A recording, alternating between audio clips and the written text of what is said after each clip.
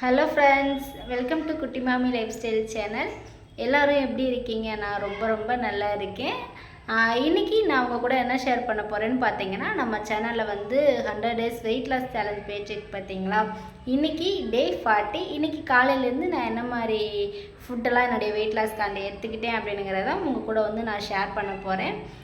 அதுக்கு முன்னாடி என்னுடைய வெயிட் எவ்வளோ இருக்குது அப்படிங்கிறத பார்க்கலாம். வாங்க இப்போ நம்ம வீடியோக்குள்ளே போய் என்னுடைய வெயிட் நான் இன்றைக்கி என்ன மாதிரி ஃபுட் எடுத்துக்கிட்டேன் அப்படிங்கிறதையும் பார்க்கலாம்.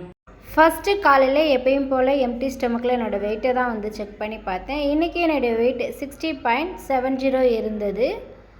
அதுக்கப்புறம் மார்னிங் எம்டி ஸ்டொமக்கில் எப்பயும் போல் இன்றைக்கி ஜீரா வாட்டர் தான் எடுத்துக்கிட்டேன். இன்றைக்கி ஜீரா வாட்டரில் வந்து என்னென்ன ஆட் பண்ணிக்கிட்டேன்னா, ஜீரகம், அப்புறம் பட்டை, அப்புறம் கிராம்பு, இது 3 தான் சேர்த்துக்கிட்டேன். இது வந்து எப்படி குடிக்கணும்னு பார்த்தீங்கன்னா, ரொம்ப சுட சுட குடிக்காமல் வாவ் மாட்டராக குடிக்கணும். அதாவது நம்ம டீ காஃபியெல்லாம் குடிப்போம் பார்த்தீங்களா, அது மாதிரி குடித்தா போதும். இது ரொம்ப நம்ம வெயிட் லாஸ்க்கு ரொம்பவே நல்லாவே ஹெல்ப் பண்ணும்.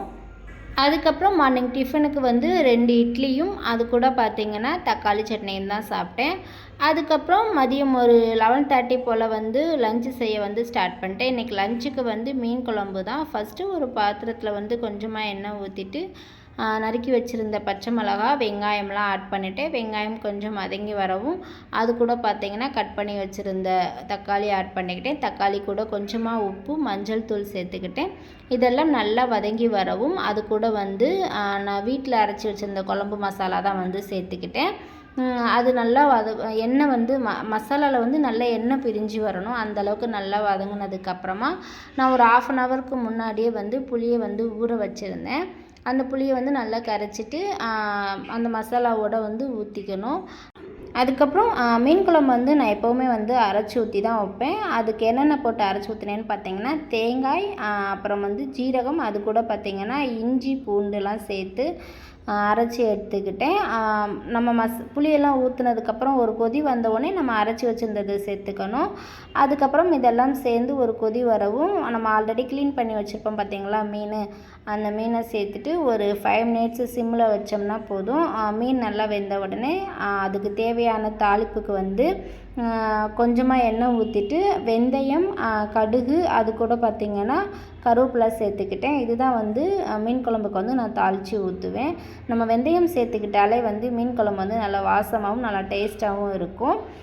இது கூட பார்த்திங்கன்னா நான் வந்து இன்றைக்கி கேப்பக்களி தான் எடுத்துக்கிட்டேன். அதாவது ராகி களின்னு சொல்லுவாங்கள்ல, அதுதான் எடுத்துக்கிட்டேன். அது கூடவே வந்து குழம்புல போட்ட மீன் ஒன்று எடுத்துக்கிட்டேன். அப்புறம் வந்து பொரிச்ச மீன் ஒன்று எடுத்துக்கிட்டேன். அப்புறம் நான் டின்னர் வந்து இன்றைக்கி வெளியில் போனதுனால லேட் ஆகிடுச்சி. சரி, ரோஸ் மில்க் பார்த்தேன், எனக்கு குடிக்கணும் போல் இருந்துச்சு. அப்புறம் ரோஸ் மில்க் மட்டும்தான் நான் டின்னருக்கு எடுத்துக்கிட்டேன். அவ்வளோதான் ஃப்ரெண்ட்ஸ்.